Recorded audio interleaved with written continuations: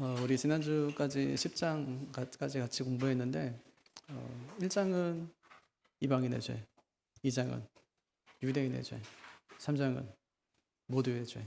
우리가 다 죄인이에요. 그죠? 그래서 하나님이 하신 일, 4장에서 하나님이 하신 일, 예수님 보내줬어요. 어떻게 했어요? 내 죄를 예수님께 다 뒤집어 씌워요. 그리고 예수님이 내 이름표, 명찰 달고 십자가에 올라가요. 그리고 죽어요. 나 대신. 내 포적 대신 죽으셨어요. 5장 그 결과 어떻게 됐어요? 우리가 하나님과 화평하게 됐어요.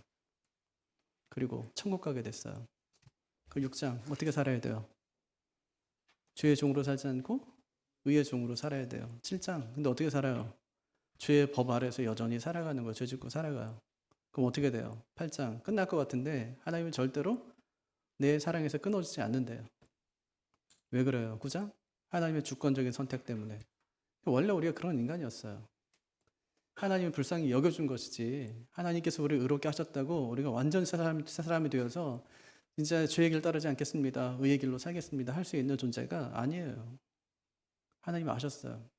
그래서 그 어떤 것도 하나님의 사랑에서 끊을 수 없느니라. 8장, 9장 그 하나님의 주권적인 선택 때문에 그렇게 되었다. 어떻게 해야 돼요? 10장 우리만 알고 있어야 돼요? 전해야 돼요? 전해야 돼요. 왜요? 믿음은 들음에서 나기 때문에. 복음을 전하는 자의 발이 아름답다 하셨어요. 전했어요. 듣든가요? 안 듣든가요? 안 믿어요. 이렇게 지난주 말씀이잖아요. 복음 전했어요. 믿어요? 아니요, 안 믿어요. 왜 안 믿어요? 몰라서요? 아니요. 두 번째 포인트? 아니요. 아는데 안 믿어요. 세 번째, 그럼에도 불구하고 하나님께서는 종일 팔을 벌리고 우리 기다리고 계신다. 하나님의 사랑이에요. 유대인들은 지금 2000년 동안 안 믿어요. 그럼 하나님 버렸냐? 아니다. 그게 오늘 말씀이에요. 오늘 말씀의 첫 번째 포인트가 뭐냐면 하나님은 이스라엘을 버리지 않았다. 하나님 버리지 않아요. 아니 하나님이 아들로 삼아놓고 버려요? 아니 안 버려요. 하나님이 택했는데 버려요? 아니요, 안 버려요. 하나님께서는 버리지 않으세요. 어떻게 하세요? 기다리세요. 돌아오기를 하나님이 기다리신다. 이제 그 말씀이에요. 자 볼까요? 그것은 이제 네 가지로 논증하는데 그 첫 번째 논증이 바울의 논증이에요. 1절 한번 같이 읽어보죠. 시작. 그러므로 내가 말하노니 하나님이 자기 백성을 버리셨느냐? 그럴 수 없느니라. 나도 이스라엘인이요 아브라함의 씨에서 난 자요 베냐민 지파라. 버렸다는 말은 뭐예요? 밀어냈다, 뭐 거절했다 그런 뜻 되겠죠, 그죠? 하나님 우리 버렸냐? 아니 안 버렸다. 버릴 수 있냐? 아니 그럴 수 없다. 어떻게 하냐? 날 보면 알 수 있다. 이게 이제 바울의 논증이에요. 자기 보면 알 수 있대요. 자기 누구래요? 자기는 이스라엘 사람이래요. 아브라함의 자손이고 베냐민 지파 사람이다. 뭐 특별하대요? 아니요, 특별하다는 얘기를 하는 게 아니에요. 자기는 평범한 이스라엘 사람이라는 거예요. 근데 게다가 자기는 누구예요? 교회를 핍박하던 사람이었어요. 교회를 핍박하던 사람. 하나님 앞에서 완악한 사람이었어요. 근데 하나님께서 그런 나를 구원해 주신 것을 보면 이스라엘을 버렸다 안 버렸다? 안 버렸다. 그것이 확실하다. 하나님이 이스라엘을 버리시지 않는다. 이것이 바울의 첫 번째 논증. 두 번째 논증이 있어요. 이건 택하심의 논증인데 2절 한번 볼까요? 시작. 하나님이 그 미리 하신 자기 백성을 버리지 아니하셨으니 너희가 성경이 엘리야를 가리켜 말한 것을 알지 못하느냐. 그가 이스라엘을 하나님께 고발하되. 하나님께서 누구 구원하신대요? 미리 하신 자기 백성. 그렇게 써 있나요? 미리 하신 자기 백성. 미리 안다는 말은 뭐죠? 예지. 미리 아는 거예요. 미리 알아요. 예레미야서 1장 5절에도 하나님이 예레미야 부를 때 이렇게 말씀하세요. 내가 너를 모태에 짓기 전에 너를 알았고 내가 태에서 나오기 전에 너를 성별하였고 너를 여러 나라의 선지자로 세웠노라. 모태에 짓기 전에 알았어요. 태에서 나오기 전에 성별하였어요. 알았대요. 바울도 똑같이 얘기하거든요. 갈라디아서 1장 15절. 그러나 내 어머니의 태로부터 나를 택정하시고 그의 은혜로 부르시니가. 그 뒤도 똑같아요. 그의 아들을 이방에 전하기 위하여 그를 내 속에서 나타내시기를 기뻐하셨을 때에. 어머니 모태로부터 자기를 택했대요. 그러니까 하나님이 아셨다는 얘기죠. 천국 가면 3번 놀란대요. 올 사람이 안 와서 놀래고 안 올 사람이 와서 놀래고 내가 가서 놀랜대. 놀래요. 예. 이거 하나님도 놀랄까요? 아니요. 놀란 이유는요, 예측 불가능한 일이 생겼을 때 놀래요. 그렇죠? 올 사람이 안 왔다든지 아니면 안 올 사람이 왔다든지 그럼 놀래겠죠. 근데 하나님은 미리 아신 자를 구원하기 때문에 절대로 놀라시지 않는다는 거예요. 마태복음 7장에 보면 어떤 사람들이 천국에 온 거예요. 그래서 예수님께 그래요. 내가 주의 이름으로 선지자 노릇도 하고요. 주의 이름으로 내가 귀신도 내쫓고요. 주의 이름으로 권능도 했습니다.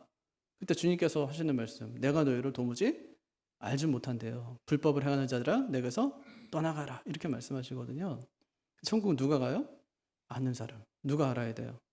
나만 알면 돼요? 아니면 하나님도 나를 알아야 돼요? 하나님도 나를 알아야 돼요. 예, 하나님이 아시는 사람. 요즘에는 스몰 웨딩 많이 하죠. 예, 스몰 웨딩은요 규모가 작은 예식이 아니에요. 50명만 할 거야. 그게 작은 예식이 아니에요.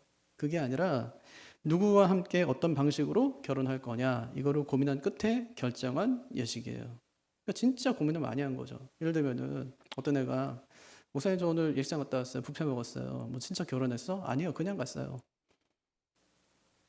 그냥 가도 먹을 수 있어요? 없어요? 있어요. 가가지고 양복 입고 가가지고 저 식권 두 개만 주세요. 이러면 다 줍니다. 가면 안 주는 사람 없어요. 누군지도 몰라요. 가면 이런 예식 말고 스몰 웨딩 있잖아요. 가족들 정말 지인들 가까운 사람들만 30명 50명 초대하는 예식. 거기는 아무나 갈 수가 없어요. 초대받지 않은 사람은 갈 수가 없어요. 얼굴 모르는 사람 거기 앉아 있을 수가 없다고요. 우리 하나님 뭐라고 하시냐면 미리 아신 자들을 구원하신대요. 모르는 사람들이 가는 곳이 아니라고요. 예수님은 신랑 나는 신부예요. 결혼식 하셨잖아요. 그러면 이제 결혼식 날 어떤 신부가 올까 이러면서 막 불안해하고 초조해하고 그러셨어요? 아니요. 미리 아는 자를 구원하는 거예요. 미리 아는 자와 결혼하는 거예요. 예수님 신랑이라니까 우리 신부고. 근데 신랑이 신부를 모르고 결혼해요? 아니요. 알고 결혼해요. 누군지 사랑하니까 결혼한단 말이에요. 그래서 베드로전서 1장 2절을 보면 구원에 있어서 하나님의 그 역할이 나와요. 그 삼위 하나님의 역할. 한번 볼까요? 베드로전서 1장 2절. 한번 찾아볼까요? 이것도 한번 같이 읽어보죠. 시작.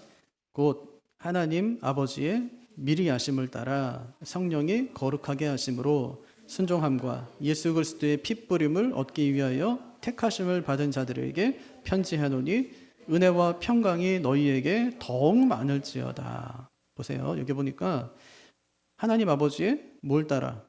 미리 아심을 따라. 예, 우리 구원하는데 하나님께서 미리 아는데요. 미리 알아요. 예, 뭘 아는 거예요? 내가 죄인인 줄 알아요. 하나님 나를 구원하는데 내가 죄인인 줄 알아요. 나 몰랐네. 깜빡 속은 내가 아니에요. 죄인인 줄 알았어요. 그래서 예수님이 하신 일이 뭐예요? 피를 뿌려버려요. 자기 피를. 그냥 피를 우리한테 부어요. 그냥 예수님 피를. 우리의 머리끝부터 발끝까지. 예수님의 보혈로에 덮어버려요. 그걸 보신 성령께서는 거룩하게 하세요. 거룩하다. 하나님과 교제하는데 거룩하지 않은 사람을 교제할 수가 없겠죠. 하나님 나라는 죄가 없는 곳인데 죄 있는 사람을 갈 수가 없겠죠. 하나님이 아버지신데 아들이 아닌 사람들을 갈 수가 없겠죠. 자녀가는 못 가는 거잖아요. 네. 미리 아신 자들. 하나님 미리 안 자들에게 예수님이 피를 뿌리고 성령께서 거룩하게 하셔서 구원하신다. 이렇게 말씀하고 계신 것입니다. 근데 이렇게 구원해 놓고 나중에 천국 갔더니 왜 왔어? 넌 아닌데 이렇게 할 리가 있어요? 없어요? 없어요. 없어요. 구원은 우리 생각엔 공짜지만 하나님 앞에서 하나님 입장에서는 자기 아들이 죽은 사건이에요. 이건 잊을 수가 없어요. 어떻게 있습니까? 가끔 가다가 교통사고가 나서 이제 뇌사 상태에 있는 자매나 형제가 이제 자기의 안에 있는 장기들을 전부 기증하는 거예요. 그래서 생명을 8명을 살렸다, 7명을 살렸다 그런 기사 보잖아요. 부모가 잊을 수 있겠어요? 잊을 수가 없어요. 받은 사람 잊을 수 있겠습니까? 잊을 수가 없는 거예요. 하나님이 누구 구원하세요? 아는 자. 하나님이 아는 자. 요한복음 10장 3절에도 이렇게 말씀합니다. 문지기는 그를 위하여 문을 열고, 문지기는 예수님이겠죠? 그는 누구예요? 우리겠죠? 우리 위해서 문을 열어요. 양의 우리를 여는 거예요. 양은 그의 음성을 듣나니, 우리가 예수님 음성 듣죠? 그가 자기 양의 이름을 각각 불러 인도하느니라. 각각 부른대요. 무슨 얘기예요? 우리는 하나님께 숫자가 아니라 이름으로 불려지는 존재라는 말이에요. 경서가 하고 불러요. 우리는 니네 교회 몇 명 모여? 이렇게 하죠, 그죠? 네. 그래서 사람 많이 모이면 좋은 교회, 안 모이면 나쁜 교회. 근데 하나님께서는요, 천하보다 귀한 한 영혼, 천하보다 귀한 한 영혼이에요. 그러니까 한 명, 두 명이 아니에요. 천하보다 귀한 한 영혼이지. 하나님은 사람을 숫자로 세질 않으세요. 자기 생명으로 세시는 것이지. 우리 이름을요, 각각 부르세요. 하나님께서는 각각 불러요. 네. 그러면 하나님만 나를 알면 돼요? 아니면 나도 하나님 알아야 돼요? 나도 알아야죠. 그럼 우리가 하나님을 아는 비결 알려드릴게요. 어떻게 할 수 있냐? 요한일서 2장 3절. 이 성경에 웬만하게 다 나왔습니다. 안 찾으니까 그렇지. 거기 보면 다 나와요. 우리가 그의 계명을 지키면 이로써 우리가 그를 아는 줄로 알 것이요. 어떻게 하면 우리가 하나님을 아는 거예요? 계명을 지키는 거. 우리가 하나님을 아는 것은 뭘로 알 수 있어요? 계명을 지키는 거. 말씀대로 살아요. 이 사람이 하나님 아는 사람이구나. 말씀대로 안 살아요. 그럼 이 사람은 하나님 모르는 사람이구나. 알 수 있는 것이죠. 예. 이게 부모 자식 간의 모습이고 신랑과 신부의 모습입니다. 여러분, 하나님은요 절대로 자기 백성을 버리지 않아요. 그럼 자기 백성은, 우리는 하나님 버려요, 안 버려요? 안 버리죠. 버려요? 아니요. 가치를 모르는 사람은 버리죠. 근데 하나님이 어떤 문제를 아는 사람은 절대 하나님을 못 버려요. 여러분, 자식 사랑하시죠? 하나님보다 자식 사랑하세요? 아니요. 저는 하나님을 아는 사람은 그럴 수 없다고 생각해요. 진짜 끔찍이 사랑하죠. 내 생명을 다 주고 싶어요. 아이의 생명과 내 생명을 바꾸고 싶어요. 어쩔 때는. 그 정도로 내가 사랑해요. 그런데 하나님보다 더 사랑하냐? 아니요. 결정적인 순간에 하나님을 더 사랑해요. 우린. 결정적인 순간에 하나님을 더 사랑하게 돼 있어요. 우리가 하나님의 자녀이기 때문에. 우리 자녀도 마찬가지예요. 나보다 하나님을 더 사랑해야 돼요. 우리 자녀들이. 부모가 약간 섭섭할 수도 있죠. 근데 그 섭섭함을 뛰어넘어서 우리 자녀가 진짜 하나님만 사랑하고 하나님을 더 사랑하는 자녀로 잘 양육해야 됩니다. 여러분, 우리는요, 하나님 버릴 수 없어요. 왜요? 하나님도 우리 안 버리거든요. 이게 택하심의 논증. 세 번째 논증이 있네요. 엘리야의 논증이에요. 그게 이제 3절과 4절인데 그것도 한번 읽어볼까요? 주여, 그들이 주의 선지자들을 죽였으며 주의 제단들을 헐어버렸고 나만 남았는데 내 목숨도 찼나이다 하니 그에게 하신 대답이 무엇이냐? 내가 나를 위하여 바알에게 무릎을 꿇지 아니한 7,000명을 남겨두었다 하셨으니. 엘리야하고 이제 바알의 선지자들하고 갈멜산에서 대결하죠. 대결한 이유가 뭐예요? 누가 진짜 하나님인지 가려내자, 그거잖아요. 바알이 하나님인지 아니면 여호와가 하나님인지 450대 1로 이제 해요. 뭐 어떻게 했어요? 그 송아지 한 마리 잡아다가 이제 제단 위에다 올려놓고 이제 불을 붙이는 거예요. 그래서 바알이 하나님이면 바알이 붙여줄 거고, 하나님이 진짜 하나님이면 하나님이 불 붙여줄 거다. 그래서 바알의 선지자들이 밤새도록 아침부터 저녁까지 계속 부르짖습니다. 나중에 안 되니까 막 자기 옷을 찢고요, 몸에다 칼집을 내고 이러면서 막 부르짖는데 안 됐어. 이제 엘리야 차례잖아요. 가서 물 떠오래요. 그냥 큰 동이에다가 4개를 갖다 뽑아가지고 뭐 재물에다 붓는 거예요. 4개를. 그랬더니 재물에도 제단에도 밑에 도랑에도 물이 가득했어요. 엘리야가 딱 한마디 기도합니다. 뭐라고 하죠? 여호와여, 주께서 하나님이신 줄 알게 하소서. 딱 한마디. 길지도 않아요. 그랬더니 하늘에서 불이 내려와요. 제단을 태우죠. 재물도 다 태우고 도랑까지 다 핥아요. 아무도 남질 않았어요. 그러고 난 다음에 백성들의 반응이 뭐예요? 여호와 그는 하나님이시로다. 여호와 그는 하나님이시로다. 놀란 거예요. 2번 얘기하잖아. 놀래니까. 진짜 하나님이시군요. 이렇게 하면서 놀래잖아요. 그래서 엘리야가 이제 바알의 선지자 450명을 기손 시내에서 다 처형합니다. 여기까지 보면 이제 북이스라엘 사람들이 달라진 것 같아요. 진짜 하나님이 진짜 하나님이구나. 여호와가 진짜 하나님이니까 바알 섬기지 말아야지 돌이킬 줄 알았어요. 그런데 이 믿음이 오래가지 않더라. 이세벨이 그 소식을 들었죠. 그리고 엘리야가 협박합니다. 내가 너 반드시 죽일 거야. 그러자 엘리야가 그 말 듣고 도망쳐서 죽기를 구해요. 왜 그랬을까요? 진짜 죽을까 봐 겁나서? 아니요. 그게 아니에요. 갈멜살 대결 이후에도 백성들의 변화가 전혀 일어나지 않기 때문이에요. 거기서 낙심이었어요. 하나님 불렀어요. 사역했어요. 하나님 참 하나님이신 것을 보여줬어요. 근데 이 백성들이 그것을 보면서도 변하질 않아요. 우리 지난주에 로타가 왜 설교 안 했는지 그 얘기 같이 나눴죠. 그죠? 이 놈들이 안 변하는 거예요. 안 변해요. 아무리 설교를 해도 안 변해요. 그리고 우리가 은혜로 구원받는다고 하니까 오히려 나태해져 방종해지고 그럼 아무것도 안 해도 되겠네? 뭐 이러면서 교회가 무질서해지고 에이 설교 안 해. 몇 달 동안 설교 안 했다니까 로타가. 공적인 활동도 안 했어요. 딱 지금 엘리야의 모습이에요. 안 변해요. 아무리 해도. 또 하나, 바알이 이제 끝났구나 했는데 이 우상 숭배의 구조가 전혀 바뀌질 않아요. 거기서 한계가 온 거예요. 아, 내 힘으로 이제 안 되는구나, 그렇게요. 그래서 엘리야가 소망을 딱 잃어요. 죽기를 구합니다. 죽기 열심히 특심이 오나 오직 나만 남았거늘 내 목숨도 찾나이다. 지금 나 하나 이제 북이스라엘에 나 하나 남았는데 이세벨이 나도 죽인대요. 그럼 끝난 거 아닙니까? 소망이 없습니다. 그에게 죽나 하나님께 죽나 똑같으니까 저를 죽여주십시오. 이렇게 하는 거예요. 그때 하나님이 하시는 말, 너 플러스 7,000명 이래요. 예, 너 같은 사람 7,000명 더 있어. 그 말대로는 힘이 나요, 안 나요? 나요? 교회에 나 같은 사람만 있다. 그럼 여러분 힘이 나요? 나하고 다른 사람이 있어야지. 아, 교회에 나하고 똑같은 사람만 있다. 이게 힘이 나요? 별로 힘이 안 날 수도 있어요. 연약하고 지치고 자주 낙심하고 쉽게 상처받고 믿음도 흔들리는 나 같은 사람. 그런데 그런 사람이 7,000명이나 있대요. 이건요, 완벽한 사람 7,000명 있어요. 이 말이 아니에요. 작은 일에 낙심하고 누가 뭐라고 하면 그 말 때문에 꽁해가지고 막 분하고 막 두렵고 어쩔 때는 막 억울해가지고 잠도 못 자고 연약함에 빠진 것 같은 그런 사람. 그런데요, 그래도 다른 신에게 무릎 꿇지 않는 사람, 신앙에 타협을 하지 않는 사람, 흔들리면서도 믿음을 끝까지 지키는 사람, 그런 사람 7,000명 더 있다 이렇게 말씀하십니다.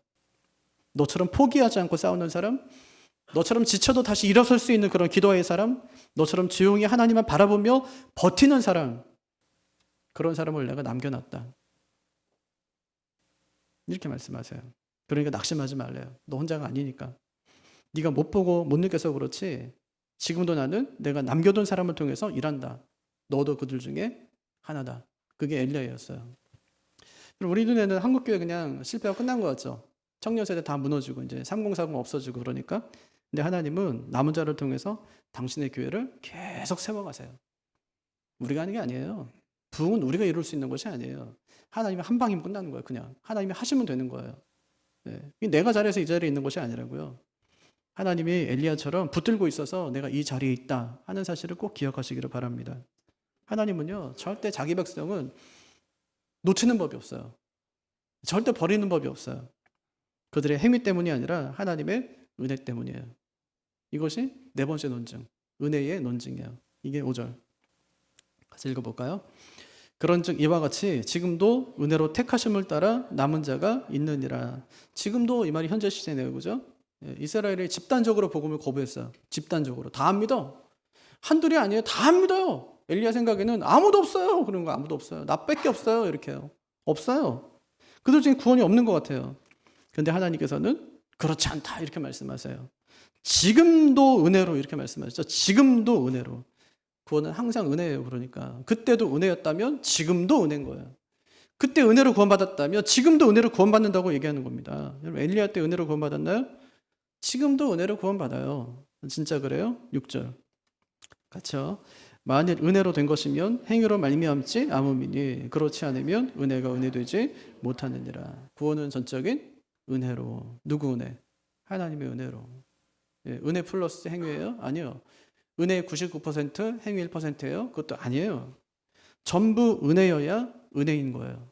다 은혜여야 은혜인 거예요. 이 말을 반복해서 강조하죠. 사람은 끊임없이 행위로 보상받고 싶어 하니까. 내가 이만큼 기도했으니까, 내가 신앙생활 아주 오래 했으니까, 내가 누구보다 충성했으니까, 그러니까 은혜 받을 자격이 있어요 하고 생각하는 거예요. 근데 바울이 단호하게 말합니다. 그렇지 않으면 은혜가 은혜되지 못하느니라. 내 행위가 내 노력과 열심이 조금이라도 개입된다면 그것은 은혜가 은혜되지 못하는 거예요. 난 아무것도 한 게 없어요. 죄밖에 지은 게 없어요. 하나님께 우리가 한 게 뭐가 있습니까? 아무것도 없어요. 한 게 아무것도 없다고요. 그래서 은혜는 참 무너지기 쉬운 단어입니다. 거기에 내 행위를 조금이라도 섞는 순간에 그건 더 이상 은혜가 아니게 되는 거예요. 아유, 어떻게 그렇게 읽었어요? 아유, 다 하나님의 은혜죠. 계속 말하다 보면요, 뭐가 나오냐면 내가 새벽 4시에 일어나서 새벽 기도하고 다 그 얘기예요. 하나님의 은혜라고 얘기해놓고 간증하는 거 보면 다 자기 열심과 자기 노력이 다 있어요. 그거 했으니까 너도 한번 해봐 이건데 한다고 됩니까 이게? 하나님은 그렇게 구원하지 않으세요. 은혜는요, 오직 은혜로만 주어지는 것이죠. 그러니까 지금도 남아있는 자는 그 어떤 자격도 없지만, 우리는 어떤 자격도 없지만 하나님의 은혜가 붙은 사람들입니다. 그 은혜가 지금도 유효할까요? 바울 시대에도 엘리야 시대에도 지금 이 순간에도 우리에게도 마찬가지예요. 은혜로 구원받는 거예요. 하나님의 사랑받는 거예요. 그럼 하나님이 이스라엘을 버렸습니까? 아니요, 버리지 않았대요. 바울 자신이 논증해요. 택하심을 통해서 논증해요. 엘리야 통해서 논증해요. 은혜의 원리를 통해서 논증합니다. 은혜는 그렇게 받는 게 아니야. 구원은 그렇게 받는 게 아니야 하는 거죠. 그죠? 네가 붙드는 게 아니야. 하나님께서 붙드시는 거지. 네가 이뤄가는 게 아니야. 하나님께서 선물로 주시는 것이지. 이렇게 얘기합니다. 하나님 절대 이스라엘을 버리지 않으세요. 엘리야 시대 때도 바울 시대 때도 은혜를 따라 구원받는 자를 남겨두셨습니다. 그들이 우리 10장 21절에서 봤죠. 그들이 하나님께 순종하지 않아요. 또 하나님께 되들어요 막. 그런데도 하나님께서 하신 일 종일 팔 벌려 그들을 기다리고 계신 거. 기다리고 계신 하나님. 하나님 절대 그들을 버리지 않아요. 그럼 누가 누구를 버려요? 하나님은 그들을 버리지 않지만 이스라엘은 하나님을 버려요. 이게 두 번째 포인트. 예. 하나님을 버린 건 이스라엘이다. 이게 7절이에요. 같이 볼까요? 그런즉 어떠하냐 이스라엘을 구하는 그것을 얻지 못하고 오직 택하심을 입은 자가 얻었고 그 남은 자들은 우둔하여 졌느니라. 세 부류의 사람이 나오죠. 그죠? 이게 누가 나와요? 이스라엘 또요. 택하심을 입은 자 또 남은 자 이렇게 나오는 것처럼 보이잖아요. 근데 학자들은 대개 두 부류로 나눠요. 어떻게 하냐면 하나는 이스라엘 또 하나는 선택받은 자. 선택받은 자에게는 요거는 이제 유대인도 있을 거고 이방인도 있겠죠. 하나님의 선택에는 이방인도 유대인도 함께 있는 거니까 남은 자는 뭐냐? 선택받지 못한 남은 자예요. 예, 그 사람들이에요. 그 전체를 뜻하는 건데 이스라엘을 구한대요. 하나님께. 근데 얻지 못했어요. 구했는데 못 얻어. 뭘 구했어요? 구원을 구했어요. 근데 얻지 못해요. 왜 얻지 못하죠? 방법이 틀린 거예요. 방법이 틀렸어요. 어떻게 했는데요? 3절과 4절의 방법. 자기 힘으로 애쓰는 거예요. 막. 자기 힘으로. 애써요. 돼요? 안 돼요? 안 돼요. 그건 안 된다는 거예요. 그건 못 받아요. 구원 받으려고 율법도 지키고 의롭게 살려고 애도 쓰고 했는데 결과는 실패였어요. 왜 그러냐? 방법이 틀렸으니까. 그런데 선택받은 자는 구원을 받아요. 어떻게 해요? 행위가 아니라 은혜로 받는 거죠. 이거는 유대인이나 이방인에게 똑같다. 이렇게 말씀하는 겁니다. 그러니까 결국 구원받지 못하고 남은 자 어떻게 된대요? 우둔하여진다는 거예요. 우둔하여진다. 이게 하나님의 심판이에요. 믿음의 마비 상태가 된 거예요. 믿음의 마비 상태. 주님께서 하나님 나라 비유 말씀하시면서 말씀을 계속 거부하는 자에게 이렇게 말씀하시거든요. 너희가 듣기는 들어도 깨닫지 못할 것이요. 보기는 보아도 알지 못하리라. 영적인 무감각의 상태에 빠지게 될 것이다. 이게 얼마나 두려운 말씀이냐고요. 우리에겐 결코 일어나서는 안 될 일이죠. 예, 이게 얼마나 무서운 일인지 한번 8절 한번 같이 읽어볼까요? 시작. 기록된 바 하나님이 오늘까지 그들에게 혼미한 심령과 보지 못할 눈과 듣지 못할 귀를 주셨다 함과 같으니라. 예, 이스라엘 하나님 버렸어요. 진리를 거부하고 귀를 막고 눈을 감았어요. 그러니까 하나님이 어떻게 하시죠? 그들의 선택을 존중하시듯 그들의 선택을 그대로 두세요. 선택한 대로 그대로. 뭐 망하게 하거나 아프게 하거나 잘못되게 하질 않아요. 하나님이 없는 삶 그들이 원하니까 그렇게 한번 살아보라는 거예요. 근데 잘 몰라서 그렇지 이게 가장 큰 형벌이에요. 네 마음대로 살아. 이게요 가장 큰 형벌. 하나님 냅두는 거 그냥. 그러니까 내가 어떤 잘못을 해도 내게 아무 일도 일어나질 않는 거예요. 이게 하나님의 가장 큰 형벌이에요. 어떤 죄를 지어도 마음에 찔림이 없어요. 어떤 말씀을 전해도 그 말씀이 들리질 않아요. 예배가 그냥 익숙한 행위가 된 거예요. 종교생활하는 거. 그것이 혼미한 영혼, 보지 못할 눈, 듣지 못할 귀예요. 어떻게 그런 상태가 되죠? 하나님 말씀을 반복해서 거절할 때. 계속 거절하면 마음이 다치고 눈이 다치고 귀가 다쳐요. 그리고 하나님은 그 거절을 인정해버려요. 그냥 그래 알겠다. 이제 그 길을 네가 진짜 원한다면 내가 너를 그냥 두겠다. 이렇게 하시는 거죠. 이게 바로 로마서 1장에서 말한 내용이에요. 하나님께서 그들을 마음의 정욕대로 더러움에 내버려 두사. 냅둬버리는 거예요. 하나님께서. 말 안 듣는 자식 어떻게 해요? 말 하다 한다면 네 맘대로 한번 살아봐라. 좀 살다가 다 돌아옵니다. 잘못했어요 하고요. 살아가니까 안 되거든요, 이게. 하나님이 내버려 두시는 것, 그것이 하나님의 가장 무서운 형벌이에요. 더 이상 간섭하지 않는 것, 더 이상 말씀하지 않는 것. 우리가 진짜 두려워야 될 것은 하나님이 우리를 징계하는 것이 아닙니다. 더 이상 아무 말씀도 하시지 않는 거예요. 죄 짓는데도 아무 일도 일어나질 않아요. 이게 얼마나 두려운 일인데요. 죄 짓잖아요. 마음에 불편함이 생기고 내가 혹시 조금 잘못된 일이 생기면 내가 혹시 그 죄를 지었기 때문 아닐까 막 생각하고, 이게 은혜예요. 죄를 지었는데 막 더 잘 되는 거예요. 막 죄 지었는데 사업이 더 잘 되고 막 돈 막 벌어지고 막 그렇게요. 그게 얼마나 두려운 일인데요. 진리를 계속 거부하고 계속해서 눈과 귀를 막으면 하나님께서 그 선택을 그대로 두세요. 그냥 이것이 자기가 선택한 대로 살게 하시는 하나님의 무서운 자유예요. 그냥 무서운 자유, 두려운 자유. 이런 인생 행복할까요? 바울은 그들이 계속 이렇게 하나님을 버린 채 살아가면 가장 불행한 인생이 될 것이다, 이렇게 얘기합니다. 그게 9절과 10절이에요. 얼마나 불행한 인생 되는지 한번 볼까요? 같이요. 다윗도 말하되 그들의 밥상이 울무와 덫과 거치는 것과 보응이 되게 하시옵고 그들의 눈은 흐려 보지 못하고 그들의 등은 항상 굽게 하옵소서 하였느니라. 이게 시편 69편의 인용이거든요. 다윗이요, 하나님을 거절하는 자들에 대해서 하나님의 공의를 요청하는 거예요. 하나님 왜 그들을 가만두십니까 하면서요, 어떻게 해달래요? 먼저 밥상에 저주를 내려달래요. 밥상에 저주를 내려달래요. 이건 진짜 끔찍하지 않아요? 먹을 게 없다. 이거 진짜 일상의 복인데, 이거는. 하나님께서 이스라엘 백성들을 인도하시면서 가장 먼저 하신 게 뭐냐면 만나를 내려주는 거예요. 먹을 거 문제 해결해 주는 거. 이게 하나님께서 우리 일상을 책임지실 때 하신 일이거든요. 먹을 걱정 안 하며 살아가는 거예요. 네. 근데 그게 막히는 거예요. 일상의 은혜가 막히는 거죠. 그들은요, 말씀 알고 율법 지키고 성경 갖고 있는 게 그들의 밥상이었어요. 네. 그들에게 주어진 하나님의 가장 큰 복. 네.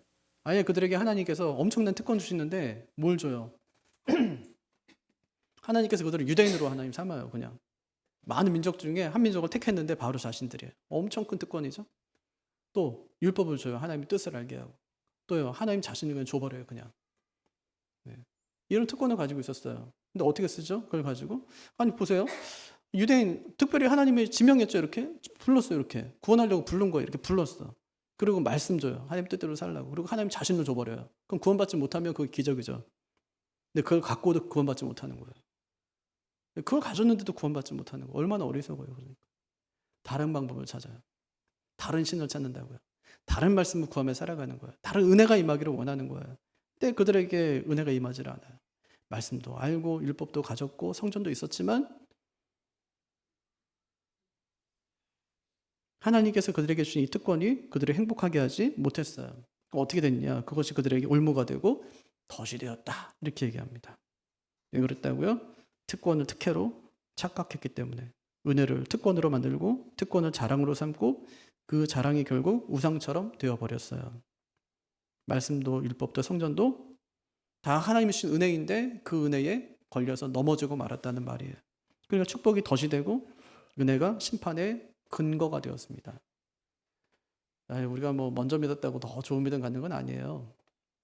어릴 때 우리가 신앙생활하고 하는 게 나중에도 이 아이들은 뭐 신앙의 뭐 거장이 되겠지. 뭐 그럴 수도 있어요. 뭐 좋은 거죠. 그렇게 돼야죠. 우리가 신앙으로 제 양육해야죠. 근데 꼭 그렇게 되는 건 또 아니거든요. 늦게 믿었어도 참 믿음으로 살아가는 사람이 순실한 사람들이 있거든요. 유대인들이요, 하나님 다 줬어요, 그냥. 근데 어떻게 하든 거야. 아직까지 하나님을 버리고 하나님께 나오지 못하는 거예요. 먼저 준 것이 오히려 그에게 올무가 되고 덫이 되었다, 이렇게 얘기하는 겁니다. 왜 이런 일이 벌어지죠? 두 번째, 영적인 분별력을 상실했기 때문에. 그들의 눈은 흐려보지 못하고 영적인 분별력이 사라졌어요. 그랬더니 진리를 봐도 진리로 보이지 않고 예수님을 봐도 메시아로 보이지 않고 은혜를 봐도 은혜를 여겨지질 않는 거예요. 그 결과 세 번째, 자유를 잃어버리게 되었어요. 그들의 등은 항상 굽게 하옵소서. 설악산에 가면은 등짐 지는 사람들 있죠. 예, 어디 뭐 대피소든지 아니면 거기 매점이든지 거기까지 음료수 나르고 이제 음식 나르는 사람들이 있거든요. 근데 그분들 한 모습 보세요. 등이 항상 굽어 있어요. 근데 오늘 바울이 얘기하는 이 모습은 육체의 상태를 말하는 건 아니에요. 영적인 짐에 눌린 인생. 다시 말하면 자기의 또는 자기 죄 이것에 눌려서 자유를 잃은 사람의 상태. 이것이 주님이 말한 수고하고 무거운 짐진 자의 모습이에요. 도대체 뭘 주고 사는 거죠? 그런 사람들이 자기 내 힘으로 의로워지려 하고 율법을 지켜 구원을 잃어보려고 하고 복을 받으려고 열심을 내보기도 하는 거예요. 근데 그런 사람들에게 그래 한번 열심히 한번 살아봐라. 네 한번 살아봐라. 하나님의 은혜 없이 그렇게 모든 걸 네 등에 짊어지고 한번 살아보라는 거예요. 어떤지. 그 사람은요 쉴 수가 없어요. 시간이 지날수록 짐이 점점 무거워집니다. 그리고 등은요 점점 굽어지는 거예요. 그래서 주님께서 수고하고 무거운 짐진 자들아 다 내게로 오라. 내가 너희를 쉬게 하리라. 자기 열심으로 의를 잃어보려는 사람, 그 사람이 뭐라고 해요? 내게로 와라. 내가 쉬게 할게. 더 이상 네 의로 자기 노력과 열심으로 행위로 의로워지려고 하지 말라는 거. 내가 했으니까. 그거 내가 했으니까. 끝났으니까. 이제 네 짐 내려놓고 쉬라는 거예요. 이게 뭐예요? 굽은 등을 곧게 펴게 하는 복음의 말씀. 복음의 말씀. 그러니까 그 예수님을 탁 만나는 순간에 인생에 자유함이 생기는 거예요. 아, 내가 하지 않아도 되는구나. 예수님 다 해주셨구나. 예수님 감사합니다. 이렇게 되는 거죠. 또 뭘 지고 가는 거예요? 죄의 짐. 자신의 과거를 지우지 못하고 자신의 상처, 실수, 죄책감 이것들을 등에 잔뜩 지고 가는 사람이에요. 하나님은 등진 사람 있잖아요. 하나님은 그냥 탁 등진 사람. 이 사람은 결국 스스로 자기의 죄를 짊어지고 가는 삶을 살아야 돼요. 그 짐은 점점 무거워지고 마침내 허리를 굽게 만들거든요. 이렇게 자기 의에 자기 죄를 짊어지고 가는 사람은 영적인 자유를 잃어버린 사람입니다. 등이 굽었다는 건 뭐예요? 하늘을 보지 못한다는 거죠. 자꾸 아래만 보고 앞만 보고 땅만 보고 걸어요. 하나님을 떠난 인생이요? 등이 굽은 인생입니다. 예배를 잃고 기쁨을 잃고 감사도 잃었어요. 그럼 등을 펴는 방법 뭐예요? 내 멍에와 짐을 내려놓고 주님의 멍에를 함께 지는 거예요. 주님께서 내 멍에 같이 지자 말씀하시죠. 이는 내 멍에는 쉽고 내 짐은 가벼움이라. 예수님과 함께 지는 짐은 내 등을 펴게 하는 은혜의 멍에입니다. 말씀을 마칠게요. 바울의 관심은 유대인에게 있었어요. 그래서 바울이 어디 가든지 항상 유대인에게 먼저 복음을 전해요. 바울이 진짜 사랑하는 건 자기 동족이었어요. 동족의 사랑을 어떻게 할 수가 없어요.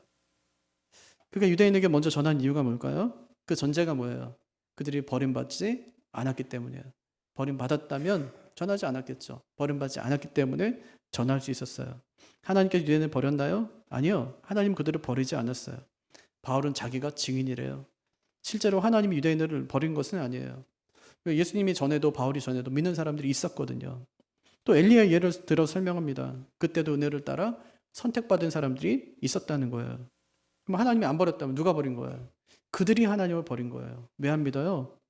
그들이 하나님 버렸으니까. 그들도 구원받기를 하나님 원했어요. 근데 구원받지 못해요. 왜요? 방법이 틀렸으니까. 하나님이 주신 은혜를 저버리고 율법 행위를 택했어요. 그 결과 믿음의 마비, 영적인 무감각에 빠지고 말았습니다. 근데 하나님께서 그들의 상태를 그대로 두세요.